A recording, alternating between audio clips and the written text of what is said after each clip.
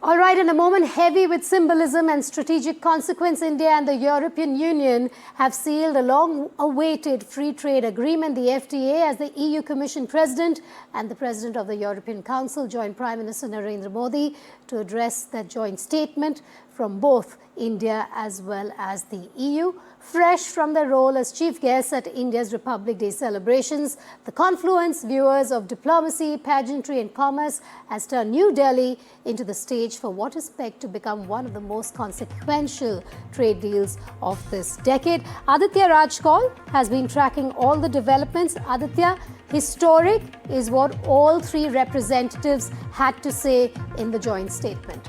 Well, yes, a very historic FTA conclusion happening here in New Delhi. I'm reporting live for NDTV inside the Hyderabad House, where the historic political declaration agreement on the conclusion of the FTA talks has been signed by India and EU. We saw the three top leaders from India and EU address the press on the the most consequential, development in the India-EU ties in over 3 decades. In the last 2 decades, we've had a strategic partnership, but in the last 2 decades, we've also had hectic parleys and negotiations on the trade deal. But finally, that development taking shape. Apart from the political declaration and the intent on the finalization of the FTA, we also had a security and defense agreement between India and EU signed. But a little trivia, it was very interesting to see Antonio Costa, the president of the EU Council, display his OCI card when he said that I am the president of the European Council, but I'm also an overseas Indian citizen. So a very proud, moment for every Indian, how Antonio Costa displayed his OCI card in front of the global press while the FTA negotiations have concluded between India and EU.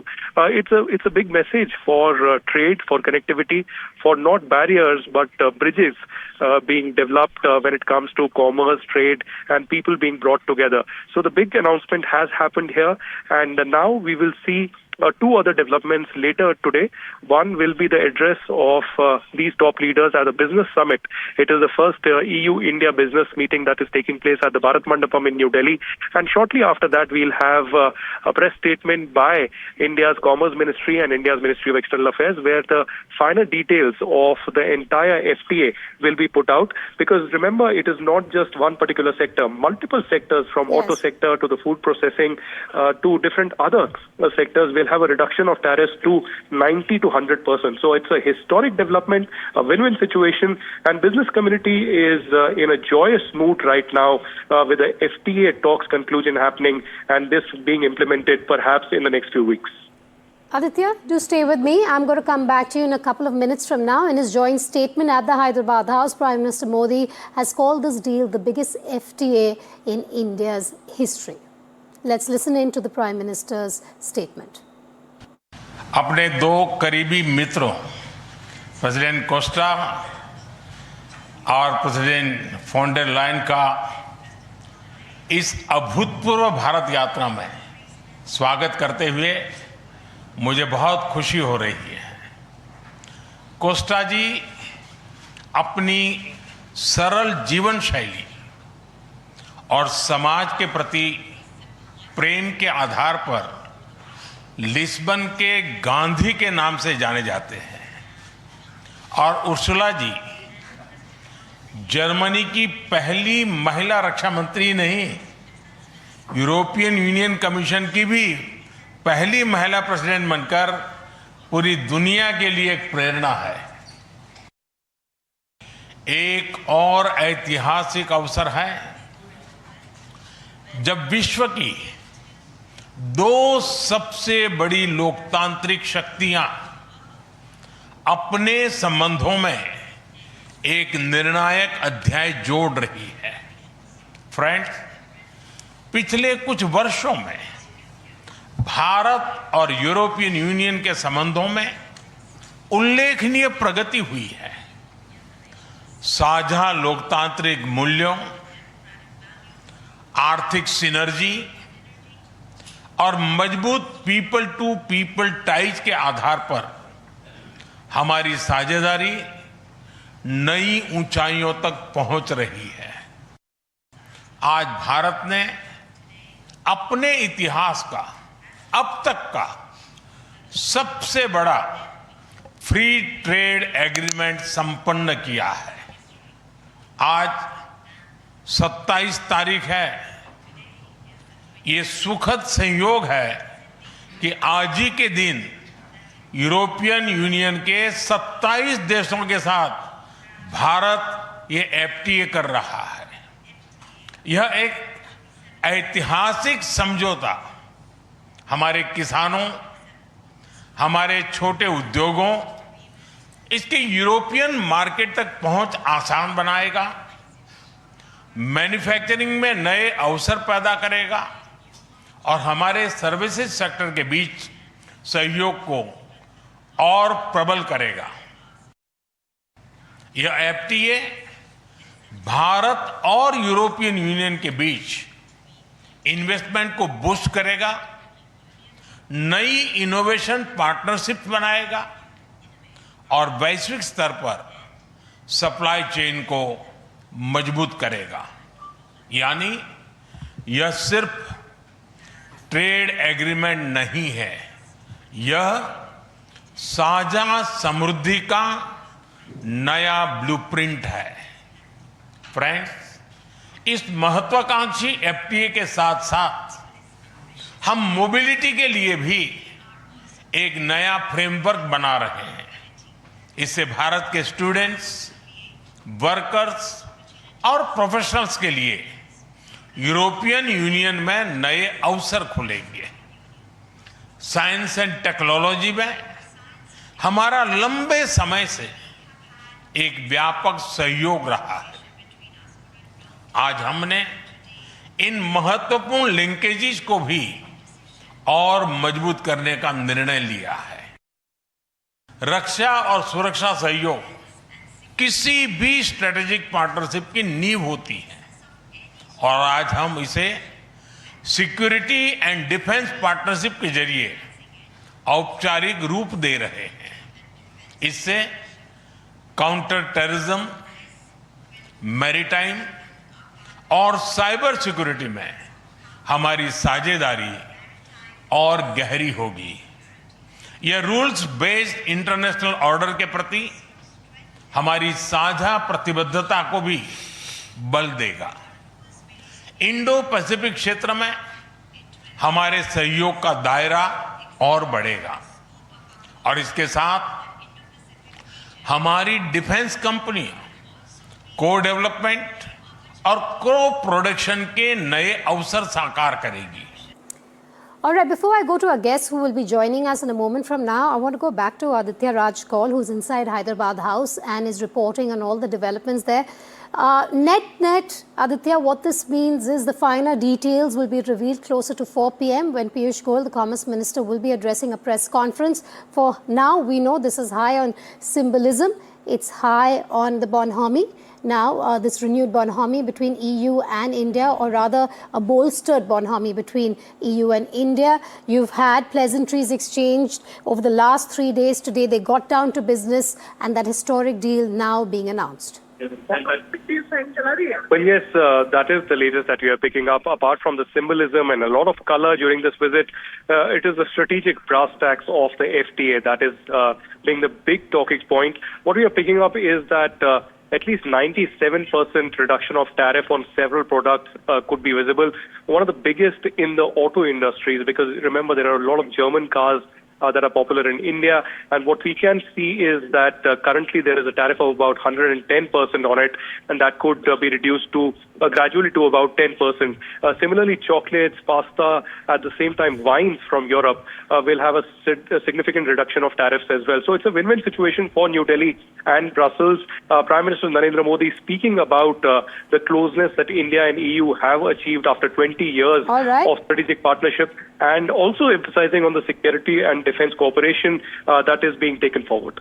Okay, Aditya Raj Kaul, thanks for joining me there. Let's cut across to our guest, Pratik Dattani. You've been extremely patient. He joined us at about 1:15 in the afternoon before the joint statements were announced. Thank you for still being with us. We also have a former diplomat, Ambassador Sajan Har, joining me live. Ambassador, Pleasure to have you on the show. I'm going to go to Prateek just because he's been with us longer. Ambassador, do bear with me at this point. But I want to understand from you, Prateek, at this point, what are the big takeaways from what you've just heard? That was about 30 minutes of a joint statement from the big stakeholders. Yes, I think two things struck out to me. All the three speakers talked about the two biggest democracies in the world getting together. So emphasizing the democracy. And then Prime Minister Modi also talked about the rules-based international order. Both of these are really important in the context of where America sees the world, which is not multilateral. It's very much in its backyard where it can use its power to get what it wants. And where how the US has gone about its business over the last year has been picking out individual countries to have trade negotiations with, where they carry more power. Here, India is a large bloc and the EU is a large bloc, have shown what multilateralism and global cooperation can do. All right. I want to understand from you, Ambassador Sajanhar, and then I want to take the same question to Prateek as well. Ambassador, how important is this deal for Europe as it looks to de-risk from China and diversify supply chains? No, absolutely. I think it is very important for Europe because it is battling on two fronts. It is battling with the United States as far as trade.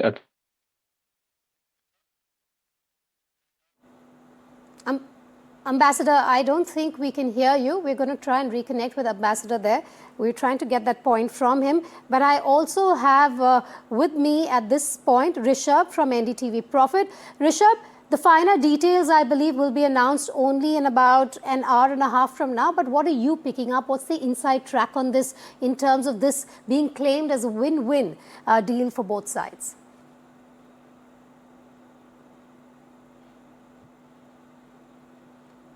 A bunch of key contours that have come out of this particular deal. Lots of major wins for India as well. Let me point out a few. What this gives India is it gives India preferential market access on almost 100% of India's exports by value to 27 countries of the European Union. I think that is the major headline that this deal has been able to achieve for Indian exporters. What we're also seeing is that this is easily India's most comprehensive deal yet. It covers everything from goods and trades to digital trade. What we're seeing, it has a chapter on sustainability as well as IPs. So it is easily one of the most comprehensive deals that India has offered to another trade partner. What we're seeing is that India's key ask was to get more and more preferential access for its labor-intensive sectors, and those are textiles, gems and jewelry. What we're seeing is marine products, leather. All of them will enter European Union countries completely tariff-free now, and that is from the day one of the entry into force of this particular FTA, which is still about a year ago, but all these talks are settled now. What we're seeing is that India has been also able to safeguard the various sensitivities that India has when it comes to automobiles. This was a key demand from the European Union, that they wanted access to India's auto market. India is easily the world's third largest auto market at this point in time. And what India has been able to offer is a quota-based system. So what we'll see is more and more high-end cars coming in from Europe on certain reduced tariffs. But India's small car market, which is the larger market in India, that remains protected. So that has been a win that India has been able to secure. What we're also seeing is that there's a lot of mobility pacts, a lot of service agreements that India has been able to win. You'll see more and more skilled professionals fly from India to the EU as part of this deal. You'll see more and more post-study work visas being issued to Indian students as part of this deal. CBAM, the carbon border adjusted mechanism, or the carbon tax that the European Union wanted to levy on India, that is something that is also seen as some sort of a win, because India has been able to secure a future MFN clause. That means that if the European Union gives some sort of a concession to any other country in the future, India has the right to demand for the same benefits that the other trade partner is also getting. There's no sort of resolution on CBAM as of now. What we're also seeing, Yeah, important point you make there. Thank you for joining us live. Those are some of the key takeaways that Rishabh has pointed out. But I want to go back to Ambassador Sajanhar, who was making a point when there was a signal issue. Ambassador, go ahead. We were talking about how Europe wants to look away from China and diversify supply chains. Yes, thank you very much. And I'm very sorry that my Go connection ahead, was sir. not too good. I'm out of Delhi, so these problems sometimes do happen. So the point I was making is that the European Union and Europe particularly, both of UK, EFTA, etc., they are facing headwinds from the United States, as I mentioned, both in the area of tariffs, also in the area of security and defense. Now, the arrangement, transatlantic partnership earlier was that the United States will provide security to Europe. And we've seen even in Trump 1.0, but more particularly in Trump 2.0, whether it is Ukraine, now even Greenland, that the United States is not willing to abide by its side of the deal. So, both on security, it has to become self sufficient, it has to diversify. Also, as far as the trade is concerned, it signed a trade agreement with the United States last year, but then Mr. Trump sort of, tore it to shreds and said, I'm going to impose 10% additional tariff on 8 countries. So, it's having problems there. It's having problems with China, because on China, whether it is supply chain disruptions, which really started around the time of the COVID-19 pandemic, or it is in terms of the very disproportionate, unbalanced trade relationship. China had about more than 1 trillion trade surplus with the whole world. And so with European countries also, it has been a very mismatched, a very unbalanced trade partnership with Yes. China. Yes. So it wants to, and then it is weaponizing all these, rare earth minerals, critical materials, magnets, etc. Okay. So Europe wants some diversification, and there can be no better partner, I must suggest, than India, because India, it might be $4 trillion now. Very soon, it's going to be 10 trillion. It's going to be the third largest economy. It is a trusted partner. I think trust is a very important element And of the Ambassador, bilateral because, partnership. yes, and I'm running out of time and I have a lot of questions for both of you. I want to even weigh in here to say this is something that India is, of course, aware of as well geopolitically, given how things have been with the US and with China. But before I come back to the two of you, I want to just bring in some of the statements made by the President of the EU Commission, Ursula. Let's just play them out. India has risen, and Europe is truly glad about it, because when India succeeds, the world is more stable, more prosperous, and more secure, and we all benefit. Prime Minister, distinguished friend, we did it. We delivered the mother of all deals. We are creating a market of 2 billion people, and this is the tale of two giants, the world's second and fourth largest economies, two giants who choose partnership in a true win-win fashion. A strong message that cooperation is the best answer to global challenges. Ambassador, I'm keen to understand from you, politically, what message does Ursula von der Leyen's presence in India to seal this historic mother of all trade deal send to global partners? Yeah, so, let me draw your attention to just a few months ago, I think it was last year or the year before that, when President Macron had visited China. And you remember that there were two chairs placed, and Ursula von der Leyen was accompanying him. Yes. There were two chairs placed for Macron and for Xi Jinping. There was no chair for Ursula von der Leyen. You would remember that. I think the world will remember. Ursula von der Leyen would also remember. So the fact that India is going out of its way to give this head of state status to Ursula von der Leyen and to Anthony Costa, meaning this is something not lost to anyone. The second point is, you had mentioned symbolism. Symbolism, all right. But you look at the body language, you look at the positivity. I've been following all these agreements for the last 40 years, more than that. I have never seen so much of enthusiasm that I have seen from Prime Minister Modi, the way, in terms of the superlatives, the words that have been used, and they definitely, in my view, they are more than just a symbolism. Okay. So the message going out definitely to the United States. You see, United States, when Mr. Trump saw the image of Xi Jinping, Putin, and Mr. Modi there, he said, we have lost India to the dark world, deep dark world, etc., etc. Now, these images, what you're showing on your screen, all the three leaders holding their hands aloft and one hand on top of the other, signifying a very strong partnership. Yes, Definitely to the United States. That is why the last point that I'll make here, Vedika, the last point. That is why you had these delegation from the United States on a Sunday, also meeting Jaishankar, also True. meeting Piyush Goyal, also Sergio Gore in front of the Apache, saying, don't forget about us. We are also there. We are also a part of the game. So, when we mention two democracies, earlier we have said the oldest democracy and the biggest democracy. Today we are saying two of the largest democracies. Okay. So I think the whole narrative is changing there.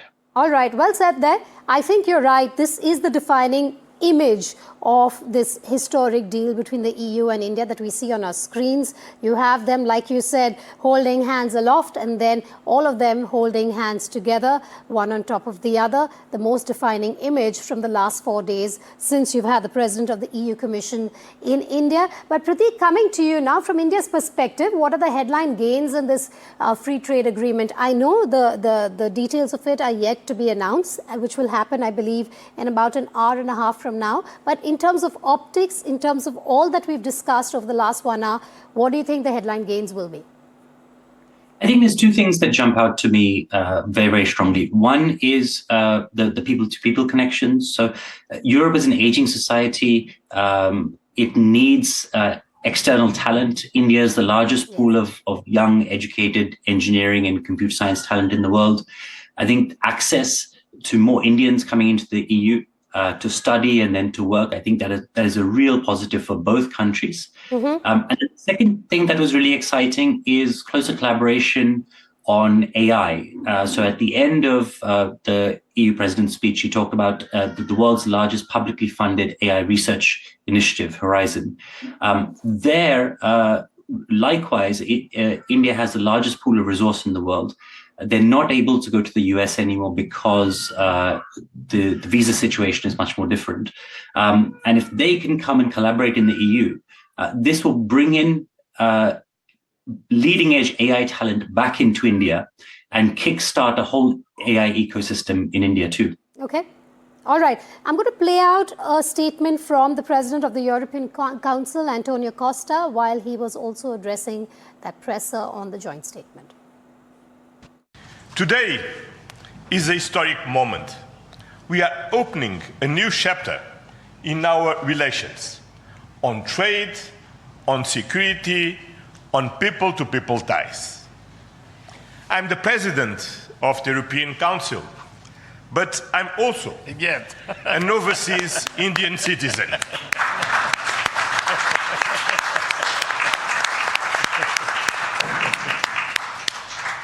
Then, as you can imagine, for me, it has a special meaning.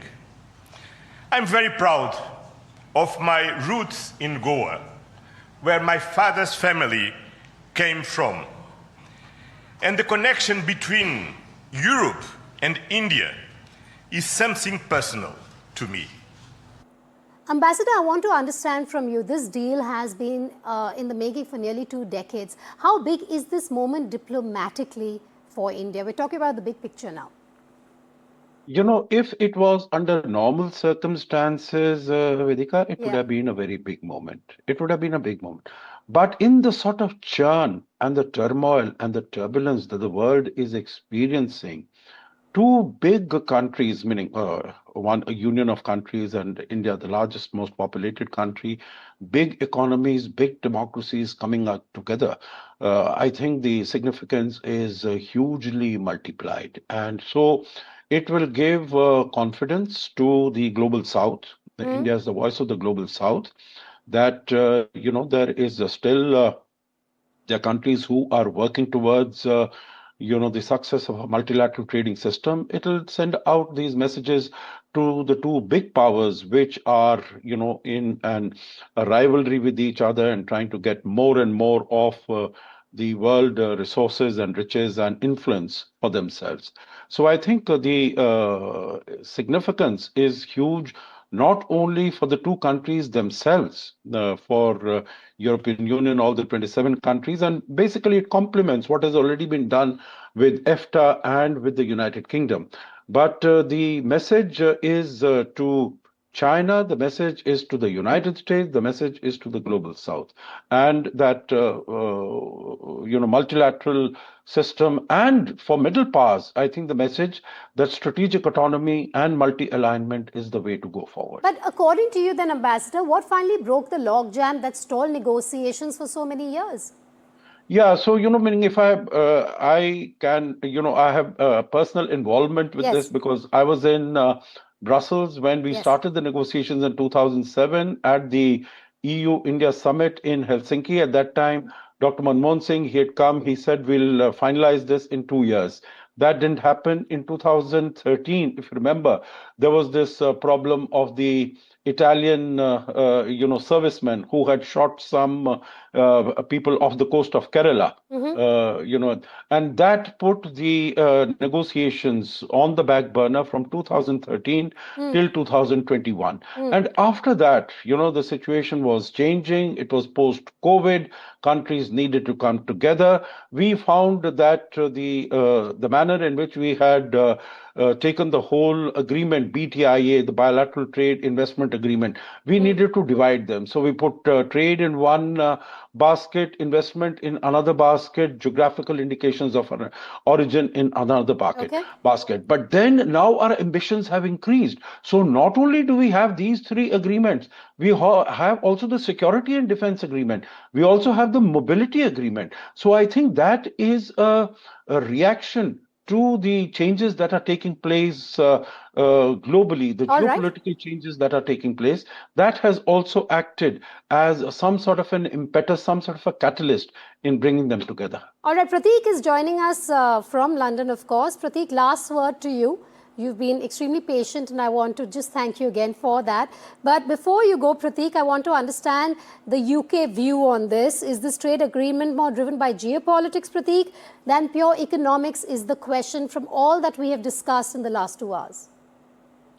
Well, I think 2 generations of politicians in the UK have been saying that if Britain leaves the EU, if Brexit happens, which it did a few years ago, the UK is able to strike out the best trade deals in the world. Actually, the EU-India trade deal will probably go much further than the one the UK managed to secure with India.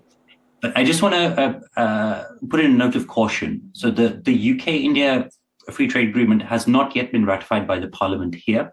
And likewise with the EU, it may take a year or longer for it to be ratified. And so it's not that we'll start seeing benefits from the next quarter. Absolutely. It's certainly a signaling mechanism to the world, particularly the global South, as Ambassador said.